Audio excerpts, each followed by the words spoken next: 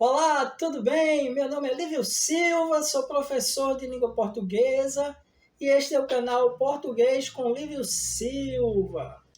É um prazer receber você aqui para prestigiar o meu conteúdo. Este é o primeiro vídeo do canal. Eu escolhi um tema magnífico e uma data especial para realizar o lançamento. Hoje é dia do estudante e vamos falar sobre a origem da língua portuguesa, a origem da nossa língua materna e que é o tema deste canal.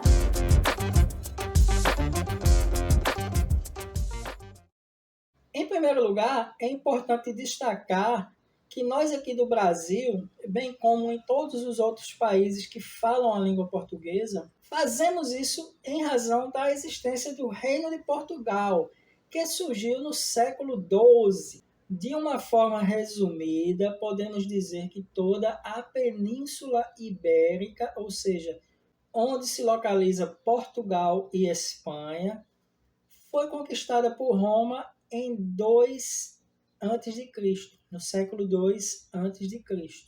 E com o enfraquecimento do Império lá pelo final do século V, cai nas mãos dos chamados povos bárbaros, que na verdade eram os celtas, sendo unificada ainda no século V, já finalzinho mesmo, pelos visigodos. Então, por volta do século VII, isso depois de Cristo já, a região é dominada pelos muçulmanos, enquanto os cristãos se refugiam ao norte, na região montanhosa das Astúrias, a região ali ao norte de Portugal e Espanha, ali da pontinha da Península Ibérica. Aquela localidade chama-se as Montanhas Astúrias. Então, os cristãos, porque os povos bárbaros, os celtas, eles foram se cristianizando, Então, eles agora cristãos, eles se refugiam ao norte. A reconquista foi um processo longo, pois a partir desse foco de resistência ao norte, vão se formando alguns reinos e condados e aos poucos vão expulsando os muçulmanos da península.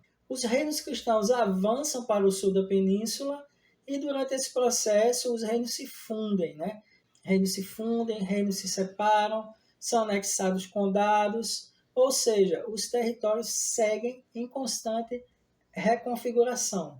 Em 1128, Dom Afonso Henriques toma da sua mãe o controle do condado portucalense.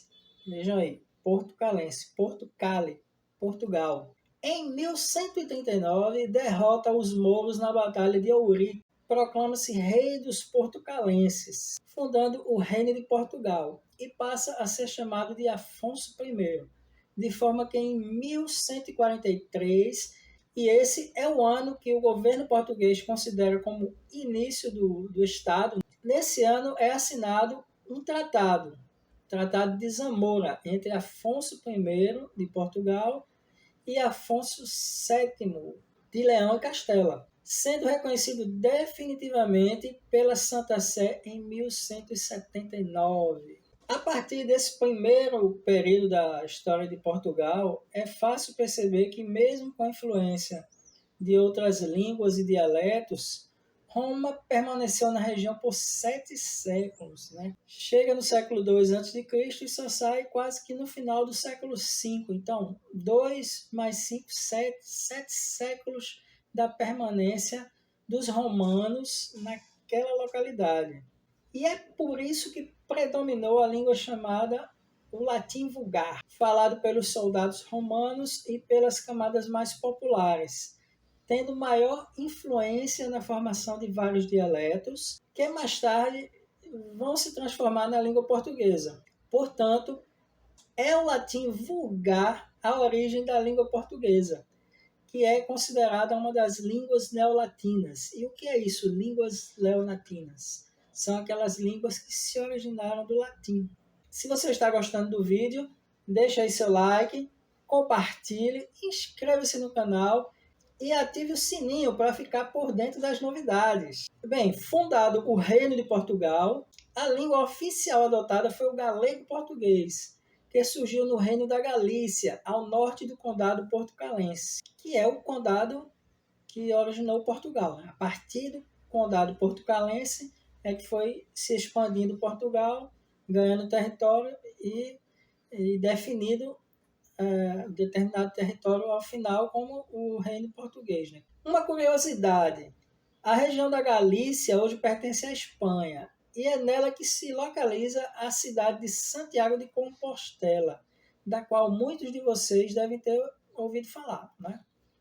O galego português depois evolui para o que chamamos de português arcaico, e este depois para o português clássico, que é a língua falada na época das navegações, a língua que Pedro Álvares Cabral e Luís de Camões falavam. Essa é o português clássico. Com a chegada dos portugueses no Brasil no século XVI, essa língua que já é por si só o produto de uma miscigenação linguística, né, de uma espécie de miscigenação linguística, sofre influência das línguas dos povos originários, os indígenas.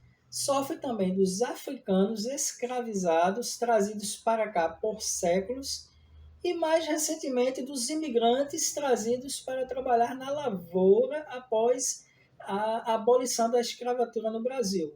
Ainda poderíamos falar sobre as modificações sofridas pelo português em virtude da influência da cultura norte-americana no mundo na segunda metade do século XX. Mas isso é assunto para outro vídeo. Obrigado por assistir este vídeo até o final e a gente se vê no próximo vídeo.